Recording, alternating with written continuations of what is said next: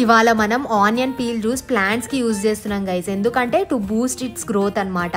So దీనికి onion peels over night soak చేసి ఈ వాటర్ ఏదైతే ఉందో అది మంచిగా ఈ బాటిల్ లో ఫిల్ చేసుకున్నా. ఇది గుర్తుందా, రోజ్మేరీ స్ప్రే బాటిల్ ని ఇట్లా రీసైకిల్ చేసినట్టు యూస్ మై ఆనియన్ జ్యూస్.